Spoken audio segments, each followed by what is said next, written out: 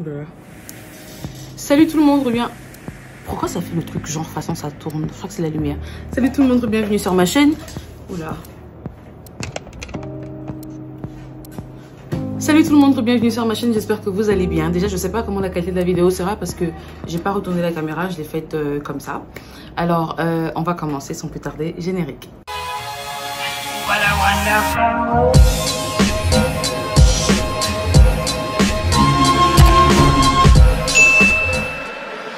hier, c'était l'indépendance du Ghana. Hier, c'était la fête de l'indépendance. Le Ghana, je crois que c'est le premier pays en Afrique à avoir eu son indépendance. Pacifique, sans guerre et tout ça. Bref, je vous épargne l'histoire. Si vous voulez repartir à prendre vos cours d'histoire, moi, je suis pas là-bas. Donc hier, quand je regardais les statues, enfin, c'était l'indépendance, mais je suis pas sortie, je suis pas allée à l'église. Bref, j'ai rien fait de ma journée. Du coup, j'étais à la maison. Et après, j'ai dit, bon, tiens, laisse-moi aller sur WhatsApp. Je vais sur WhatsApp, je vois que les gens postent, genre, leur réalisation au Ghana et tout. Et c'était vraiment de beaux messages. Genre, le Ghana m'a appris ceci, pour l'indépendance à ce pays qui m'a appris ci et ci et ça. Que des trucs positifs. Et je me suis assise, je me suis dit, girl, qu'est-ce que le Ghana a fait pour toi? Après, j'ai dit, bah tiens, je vais faire une vidéo au lieu d'écrire parce que si moi j'écris là, ça va arriver jusqu'à demain, on va même pas finir. Bref. Donc, vous savez, il y a aucun, déjà il y a un truc que j'aimerais dire, il n'y a aucun francophone. Après, anglophone, je sais pas. Personne n'est venu au Ghana. Congolais que moi je connais, les Congolaises sont arrivées au Ghana et sont repartis au Congo sans avoir un business. Même si c'est un petit business ou une idée de business. Bref, le Ghana va vous révolutionner l'esprit, la tête. Parce que les galères que vous allez avoir ici, vous n'avez pas aidé. Non seulement on ne parle pas français ici, les Ghanéens, ils sont très joviales, très réceptifs, genre très gentils envers les étrangers et tout. Mais le problème, c'est qu'on mange pas la même bouffe qu'eux, enfin 80%, pour ne pas dire 50%. C'est les mêmes légumes, mais on les prépare pas de la même façon. Voilà, ici il y a beaucoup de soupe, beaucoup de gumbo, bref. Se mélanger à la culture ghanéenne, c'est pas trop évident. Voilà pourquoi vous allez voir, les francophones sont entre eux, les Ghanéens sont entre eux, bref, mais il y a toujours une entente, quoi, dans l'harmonie, dans les règles de l'art. Donc, le Ghana, ce que le Ghana m'a apporté, j'ai eu ma licence au Ghana et j'ai merdé, j'ai déconné, j'ai eu mon premier business qui n'a pas marché. Bref, j'ai fait des choses au Ghana en fait. J'ai évolué, j'ai grandi. Je suis arrivée, j'avais quoi, 17, 18, 19 ans, voir. Et là, je suis une femme de la vingtaine, quoi. Je suis mariée. Bref, au Ghana, je me suis mariée. Au Ghana, c'est au Ghana que j'ai rencontré l'homme de ma vie. C'est au Ghana que j'ouvre plusieurs business que je finis presque pas. Mais bon, ça va aller un jour. Un jour, ça va aller. Je vous dis, ça va aller. C'est au Ghana que j'ai commencé ma chaîne YouTube. Enfin, bref, le Ghana, ça va vous... Je sais pas pour tout le monde. Si je me trompe, dites-moi. Mais la plupart des gens qui sont au Ghana, si vous pouvez me commenter, laisser un commentaire. Le Ghana, ça vous révolutionne la tête, en fait. Vous n'allez plus penser comme étant l'enfant du ministre, l'enfant de... Bien que au Ghana, ici, tous les francophones, tous les Congolais sont enfants de ministre. Parfois, on se pose des questions. Mais bon, bref. Au Ghana, ici, vous allez voir les choses différemment. Vous allez commencer à sciencer. Par exemple, qu'est-ce que je peux faire? Parce qu'ici, même les femmes travaillent. Ici, ils ne croient pas... C'est pas comme chez nous, on attend que le bureau, on attend que le travail, en tant que secrétaire, en tant que directeur, les hauts titres, là. Ici, ils ne cherchent pas ça. Ici, même avec un petit... Avec 500 francs, avec 500 000, pardon. Avec 50 000, tu peux commencer un business. Des petits trucs. Et puis, comme c'est pas notre pays natal, il n'y a pas la honte. Bon, il y en a qui font encore genre, mais même s'il n'y a pas la honte, quoi. Et des francophones qui arrivent, pas me lancent des business, regardez en ligne, ils vendent. Ils ont remarqué qu'ici aussi, c'est vrai que c'est un peu comme un petit marché pour nous parce qu'il y a beaucoup de choses qu'on trouve ici, qu'on ne trouve pas chez nous. Des produits, des raw materials, des produits de base comme le beurre de karité, le savon noir ghanéen, c'est fait ici. Bref, on peut acheter des produits pour faire des produits de beauté, on peut acheter des trucs, des perles pour faire des bracelets, bref, des tissus pour faire des vêtements. En tout cas, il y a beaucoup de trucs qu'on peut faire, ça c'est seulement manuel. Et même de façon industrielle, vous pouvez commander... Bien qu'ils importent de la Chine, leurs prix sont 1000 fois plus bas que ceux des pays francophones. En particulier du Congo, Gabon, Congo, Gabon, de la Centrafrique. Voilà, ces trois pays-là. Donc voilà quoi, le Ghana, c'est un pays qui m'a chamboulé la tête, qui m'a fait comprendre qu'en fait, tu peux être une femme, avoir de la valeur, avoir des droits, mais toujours être humble. Tu peux être une femme, être belle, avoir des formes, mais être respectueuse. Parce que chez nous, au pays là-bas, là, vraiment, quand une fille est belle, tu peux pas l'approcher. Si elle sait qu'elle est belle, tu dis bonjour. Bonjour. Ouais, alors qu'ici, tu vois une fille, tu dis bonjour, elle te dit, oh, elle te dit bonjour, avec le sourire. Tu vois quoi, ils sont joviales, ils vous comprendre que la beauté, là, ça finit un jour et puis il y a ça partout. Ça s'achète. C'est au Ghana que j'ai compris qu'aucune fille n'est vilaine. faut seulement avoir l'argent. Tu vois, l'argent, tu achètes le savon, tu t'embellis, tu deviens une classe, tu vois quoi. Bref, en tout cas, le Ghana, c'est une terre d'opportunité pour beaucoup. Pas seulement pour moi. J'ai vu des amis, des gens qui ont lancé leur business, qui ont réussi, des gens qui sont arrivés avec, qui ont trimé, ont travaillé, qui travaillent aujourd'hui, qui gagnent leur vie. J'ai vu des gens qui se débrouillent en fait, des gens qui se battent, des gens qui se construisent. Et au niveau des relations, je vais pas dire que bon, j'ai jamais eu une relation, j'ai jamais été en couple avec un Ghanéen, genre pour dire couple, jamais. Genre c'est mon copain, je connais sa famille et tout, jamais. Mais je pense qu'ils sont quand même bien. Après je sais pas, je vais pas dire ce que je sais pas. Mais c'est un truc que je dois vous dire, c'est qu'au Ghana ici là, il y a un mélange de cultures, donc ils sont pas trop, nous les Ghanéens on est comme ça, vous devez faire comme nous, non. On n'est pas, ils sont pas trop à la Éric Zemmour, vous voyez, genre voilà, ils sont un peu ouverts quoi. Si vous n'avez pas compris la punchline, c'est pas grave. Éric Zemmour, c'est un des candidats à l'élection présidentielle de la France, qui est dans quelques jours, je pense, ou 2 semaines, je sais plus trop. Faut que je revoie encore. Le gars là, c'est la seule personne, bref, ce serait notre vidéo. Bref, tout ça juste pour vous dire que le Ghana m'a tellement apporté que parfois quand je m'assois, je me dis, tiens, ça c'est un pays. Ça, c'est ce qu'on appelle un pays. Genre, au Ghana, j'ai eu mon premier coup de cœur. Genre, mon premier boum boum. Pas mon premier coup de cœur, non. C'est pas au Ghana. Je crois que je vais couper la partie là. Mais c'est au Ghana que j'ai eu, comment dire ça? Mon premier cœur brisé, voilà. Cœur brisé de chez brisé. Regardez ma story time, relation à distance. J'étais au Ghana. Quand j'ai eu le brisement là, bref, et il n'y a pas que ça, il y a eu pire que ça même. Donc voilà quoi, juste pour vous dire que, en fait c'est au Ghana même que j'ai compris un truc. Quand nos parents nous envoient à l'étranger, c'est pas seulement pour qu'on rapporte des diplômes, c'est aussi parce qu'au pays, parce qu'on peut rester au pays et avoir ces diplômes là, mais c'est aussi pour changer notre mentalité, qu'on aille voir dehors ce qui se passe dehors, qu'on soit indépendant, qu'on soit créatif et qu'on ramène ça au pays. Pas seulement vous partez après, oh non, moi c'est la culture là que j'ai adoptée, tu oublies comment tu es né, tu oublies les gens qui t'ont soutenu, tu oublies. Non, c'est pour que tu ailles chercher chez les autres et que tu ramènes chez toi pour embellir ton pays. Qui va rendre le Congo beau? Qui va rendre le Gabon beau? C'est pas les Gabonais. Qui va rendre le Congo beau? C'est pas les Congolais. Qui va s'inquiéter du sort de votre pays si c'est pas vous-même les citadins, vous-même les patriotes? Si vous n'êtes pas vous-même les, comment on dit ça? Vous-même les occupants du pays, si vous n'êtes pas patriote, vous n'allez pas avancer. Je vous dis pas d'abandonner vos rêves juste pour repartir dans un pays où le système est merdique et autres. Non, mais servez votre pays. Vous savez, le Ghana, on appelle le Ghana s'appelle the motherland. Nigeria, c'est the giant of Africa. Bref, chaque pays a son slogan. Maintenant, le Congo, parfois, je me demande c'est quoi le slogan. En tout cas, si je sais pas, dites-moi, j'ai pas dit qu'il n'y a pas de slogan, mais je me demande parfois. Et ces slogans-là, c'est vraiment, ça s'applique en fait au pays. Au Ghana, la culture est tellement forte, elle est dominante. Mais elle n'est pas imposante, vous voyez, genre au Ghana, il y a au point où même parfois, et nous notre culture elle est oubliée, au point où même parfois il y a des filles qui se marient au pays qui me demandent combien coûte le kente, le pain d'ici. Bref, c'est pas que c'est pas beau à voir, c'est pas que c'est pas bien qu'on mélange des cultures, mais qu'est-ce que nous on a?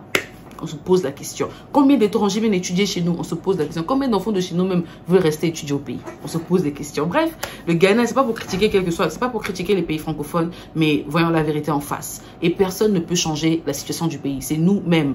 Le gouvernement ne peut rien faire. Pas qu'ils ne peuvent pas, parce qu'ils ne veulent pas, parce que le gouvernement n'a pas d'argent. Oubliez le fait que non, un tel a bouffé, zappé ça. Le gouvernement n'a pas l'argent. Battez-vous vous-même avec vos moyens pour réussir. Vous savez ce qu'on appelle le pouvoir de la masse? Quand on dit la démocratie, c'est le pouvoir du peuple par le peuple et pour le peuple. Parce que le peuple a un impact. Si les gens se lèvent aujourd'hui, si le peuple se lève aujourd'hui, peu importe les obstacles, si le peuple se lève et dit, bon, moi je prends ça en charge, moi je vais développer ça. Si on est patriote, si on s'entraide, c'est pas le peuple qui se lève aujourd'hui, moi je suis contre un tel. On vous demande pas d'être contre le gouvernement, d'être contre quelqu'un, laissez-les faire leurs choses. Vous faites votre part en tant que citoyen.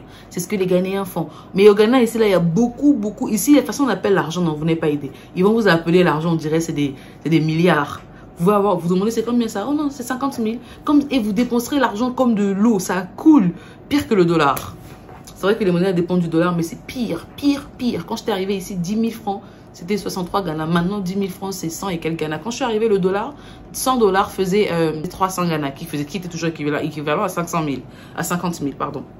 Et là, 100 dollars, ça fait 700 Ghana, qui fait soit le double du montant d'ici. C'est toujours équivalent à 50 ou 60 000 parce que le franc CFA a un accord avec ces monnaies-là. Notre monnaie se dévaluent pas comme les monnaies indépendantes. Bref, ça sera une autre vidéo que je ferai. Mais je veux juste faire comprendre que ça affecte l'économie ghanéenne, en fait. Du coup, là, par exemple, pour résoudre le problème de la haute montée de l'argent, ils créent des monnaies. La dernière fois, ils ont créé une grosse monnaie, un billet de 100 qui est 10 000, qui n'avait pas avant, et un billet de 200 qui est 20 000, qui n'avait pas avant. Et là encore, il y a le même problème qui se pose et ils vont devoir augmenter les taxes, ce qu'ils ont déjà commencé à faire avec la hausse du pétrole, fuel, gasoil et autres, qui est passé à, je crois, plus de 5% ou plus de 3%.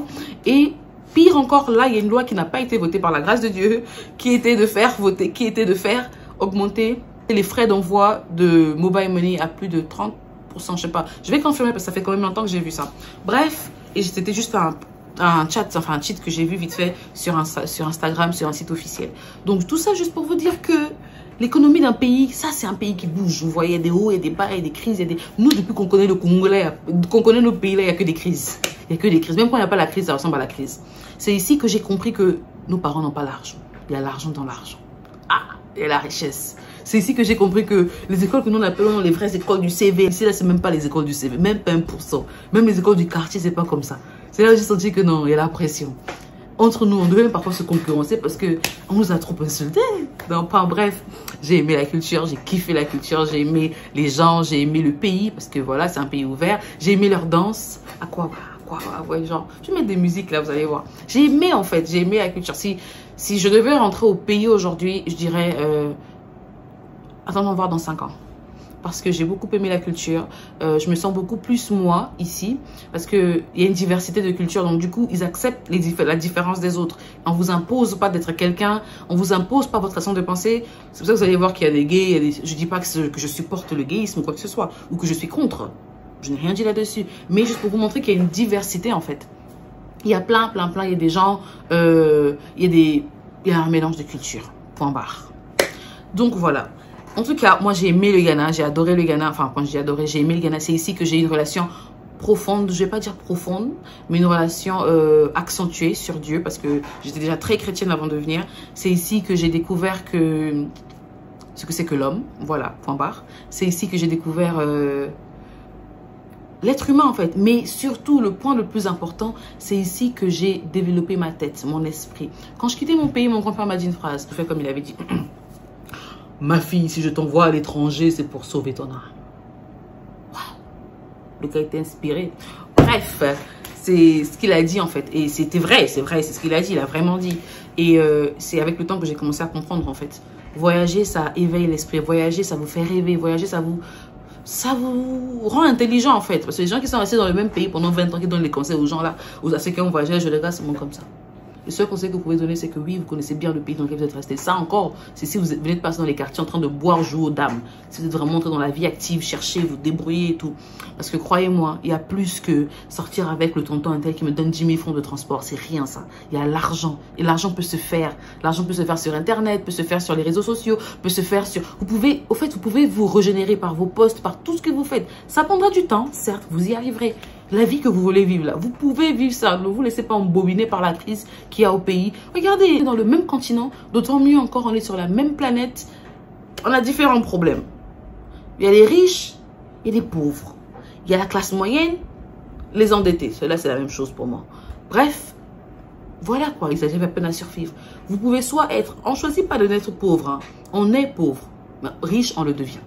D'autres naissent riches, ça c'est leur problème. Mais je parle de ceux qui veulent se battre pour leur vie. Si tu es né pauvre, ce n'est pas de ta faute. Mais si tu meurs pauvre, c'est de ta faute. Ne dis pas que non, on ne m'a pas fait voyager, je suis restée au pays, je n'ai pas pu voyager. Pas toi. Pas toi. Moi, j'ai quitté mon pays, je suis allée au Bénin, je me suis retrouvée au Ghana aujourd'hui. So, voilà, pas d'excuses. Bref, il y a une différence entre la vérité et la réalité. La vérité, c'est que tout le monde peut réussir. Tout le monde peut être milliardaire. La réalité, c'est que tout le monde ne peut pas.